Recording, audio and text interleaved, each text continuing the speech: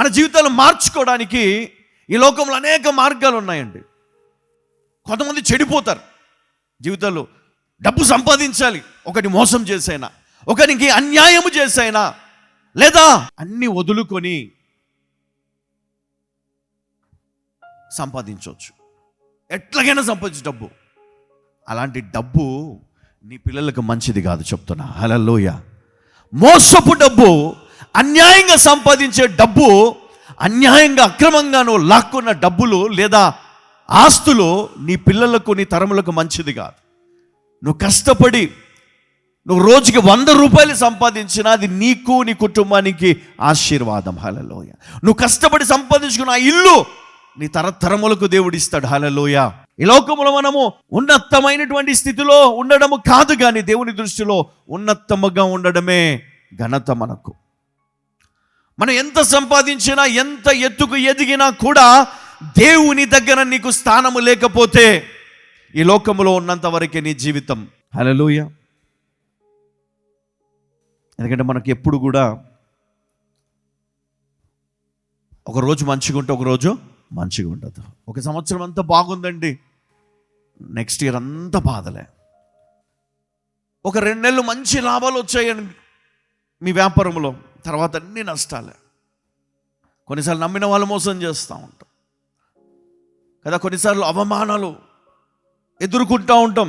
అనేకులు వారి జీవితాలను కట్టుకుంటుంటే కొంతమంది మట్టుకు వారి జీవితాలను పాడు చేసుకుంటున్నారు. నేనేమంటానంటే, దేవుని మందిరము మనము మన జీవితాన్ని అక్కడ మనము కట్టుకోవాలి. దేవుని సన్నిధిలో మన జీవితాన్ని బలపరుచుకోవాలి. ఆత్మీయ జీవితాన్ని మనం అక్కడికి వెళ్ళేది దేనికోసం అంటే, దేవుని ప్రార్థించడానికి, దేవుని ఆరాధించడానికి, దేవుని వాక్యము చేత మనం బలపడాలి.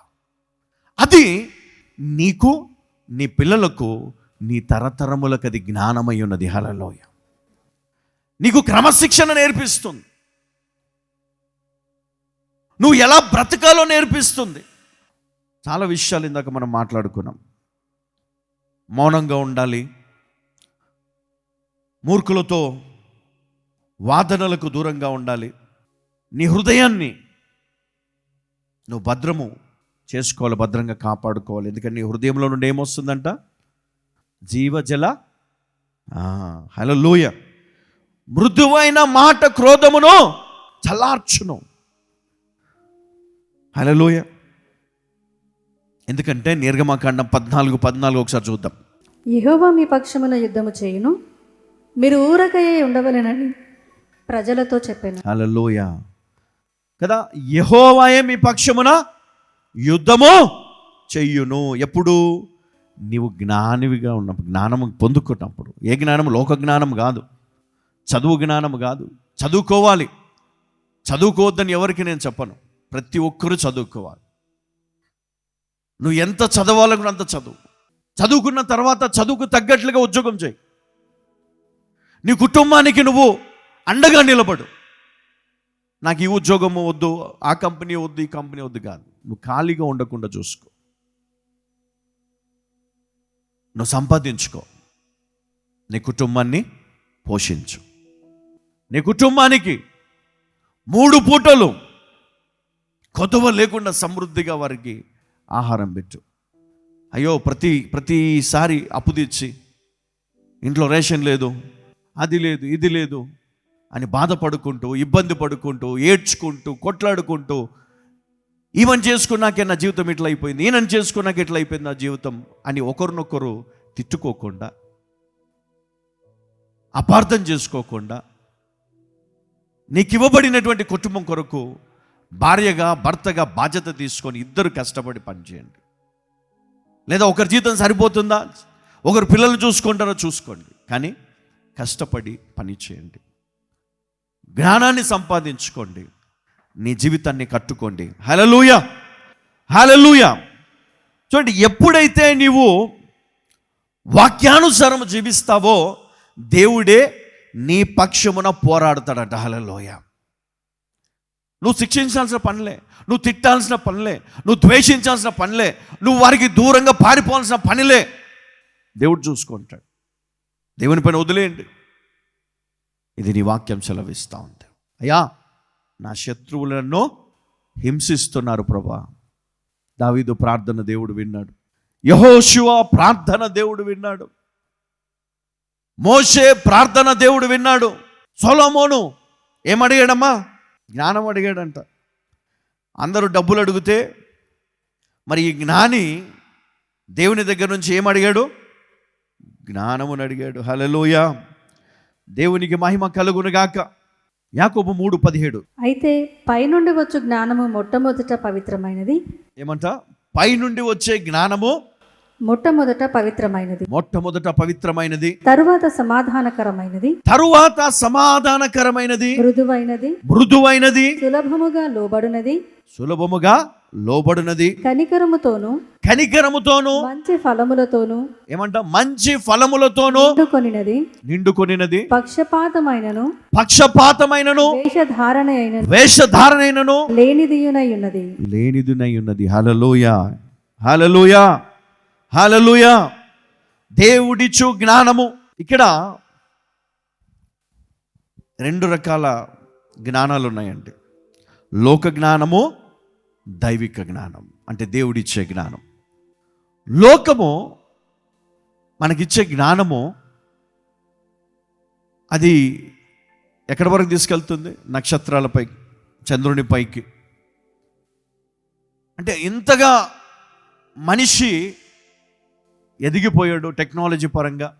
ఏఐ ఇప్పుడు ఉన్నటువంటి పరిస్థితిలో మనం ఎక్కడున్నాం? మనం ఏ యుగంలో ఉన్నాం? ఒకప్పుడు కంప్యూటర్ అంటేనే అమ్మ, కంప్యూటర్లో ప్రపంచం అంతా కంప్యూటర్లో చూడొచ్చంట.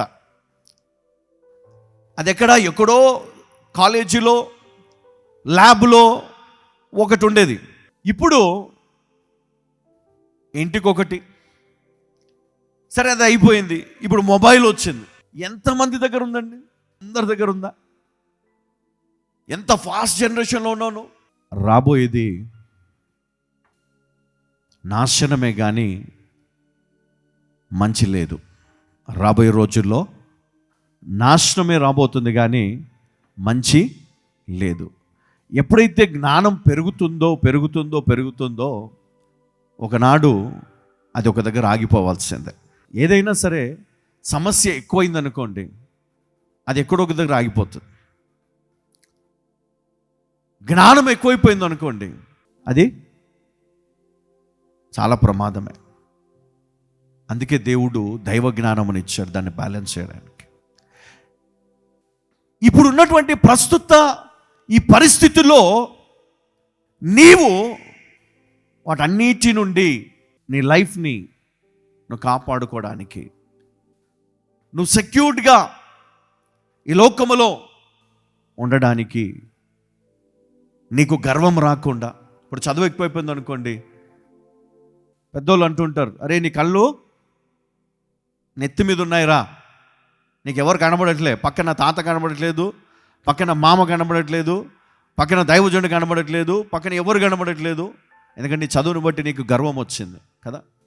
నువ్వు ఎంత చదివినా, బైబిల్ చెప్తుంది, నువ్వు ఎంత చదివినా, ఎంత గొప్ప స్థాయిలో ఉన్నా నీ కళ్ళు ఎప్పుడు కూడా ఇక్కడ ఉండొద్దంట. ఎక్కడ ఉండాలా? నీ హృదయాన్ని భద్రంగా కాపాడుకో అన్నాడు. ఎందుకో తెలుసా? నీ హృదయం ఎప్పుడు కూడా చెడిపోయిన తలంపులు కానీ